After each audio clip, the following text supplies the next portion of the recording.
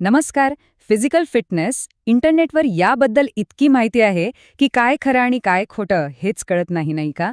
पण थांबा, आज आपण या सगळ्या गोंधळातून बाहेर पडून फिटनेसची एक एकदम क्लिअर, सोपी ब्लूप्रिंट समजून घेणार आहोत. चला तर मग सुरुवात करूया. चला, सगळ्यात आधी एक महत्वाचा प्रश्न. आपण रोज जो व्यायाम करतोय तो खरंच आपल्यासाठी काम करतोय का? म्हणजे त्याचा काही फायदा होतोय का? हा प्रश्न खूप महत्वाचा आहे. कारण याचं उत्तरच ठरवेल की आपण योग्य ट्रॅकवर आहोत की नाही. बरं, मग हे शारीरिक सुदृढता किंवा फिजिकल फिटनेस एवढा महत्वाचा का आहे? आधी हेच समजून घेऊया की याची गरजच काय आहे. सर्व्हायव्हल ऑफ द फिटेस्ट हा निसर्गाचा नियम आहे, बरोबर? याचा अर्थ फक्त छान दिसणं किंवा सिक्स पॅक ॲब्स नाहीये. नाही. याचा खरा अर्थ आहे रोजच्या आयुष्यात येणाऱ्या कोणत्याही चॅलेंजला तोंड देण्यासाठी तयार असणं.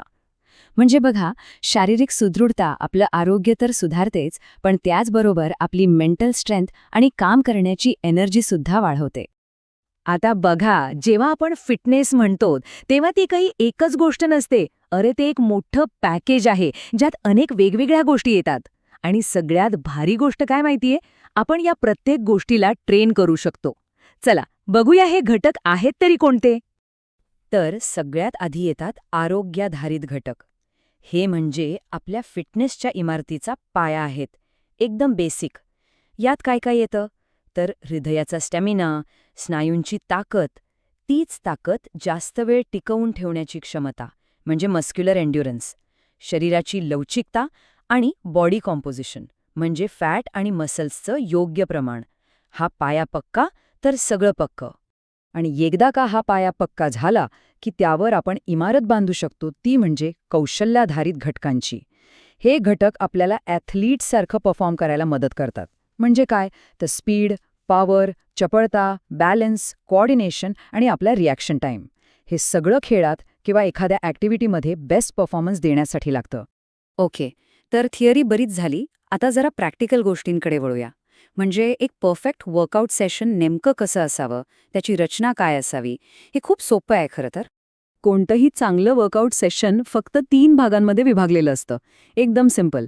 पार्ट 1 वॉर्मअप म्हणजे शरीराला तयार करणं. पार्ट 2 मेन ॲक्टिव्हिटी म्हणजे आपला मुख्य व्यायाम जो आपल्या गोलनुसार ठरतो. आणि पार्ट 3 कूल डाऊन, व्यायामानंतर शरीराला शांत करणं. ही 3 स्टेप फॉर्म्युला लक्षात ठेवा, खूप महत्वाचं आहे. आता आपण येतोय या सगळ्या चर्चेच्या सगळ्यात महत्वाच्या भागाकडे. हीच आहे ती खरी ब्लू प्रिंट. ही काही अशी तत्त्व आहेत ज्यांच्याशिवाय कोणताही ट्रेनिंग प्रोग्रॅम यशस्वी होऊच शकत नाही. याला तुम्ही फिटनेसचा सिक्रेट सॉस सुद्धा म्हणू शकता. तर पहिलं आणि सगळ्यात महत्वाचं तत्त्व आहे ओव्हरलोड किंवा अतिभार. एकदम सोपं आहे. जर आपल्याला प्रगती करायची असेल तर आपल्या शरीराला नेहमीपेक्षा थोडं जास्त चॅलेंज द्यावंच लागेल. समजा तुम्ही 5 किलो वजन उचलताय तर पुढच्या वेळेस 5.5 किलो उचला.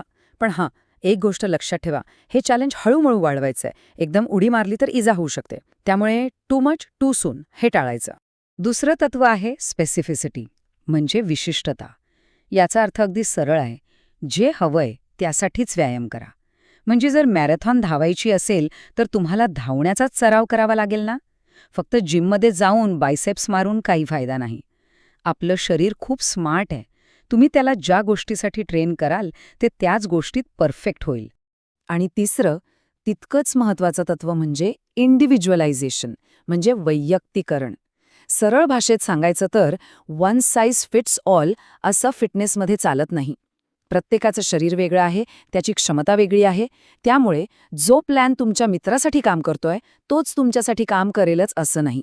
सगळ्यात महत्वाचं म्हणजे आपल्या शरीराचं ऐका आणि आपल्या गरजेनुसार प्लॅन बनवा. ओके, तर ओव्हरलोडचं तत्त्व तर आपल्याला कळालं.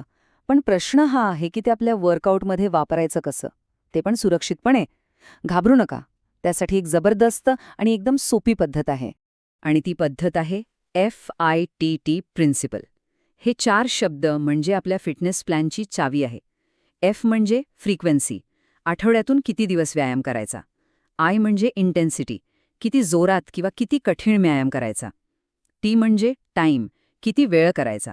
आणि शेवटचा T म्हणजे टाईप, नक्की कोणता व्यायाम करायचा. या 4 गोष्टींमध्ये स्मार्टली बदल केले की ओव्हरलोडचं तत्त्व अगदी सहज आणि सुरक्षितपणे वापरता येतं. आणि मग प्रगती निश्चित आहे. चला, जाता जाता एक शेवटचा प्रश्न. आज आपण ही जी सगळी तत्त्व पाहिली, त्यापैकी असं कोणतं एक तत्त्व आहे जे तुम्हाला वाटतं की तुमच्या फिटनेस प्रवासात सगळ्यात मोठा पॉझिटिव्ह बदल घडवू शकतं? जरा विचार करा यावर.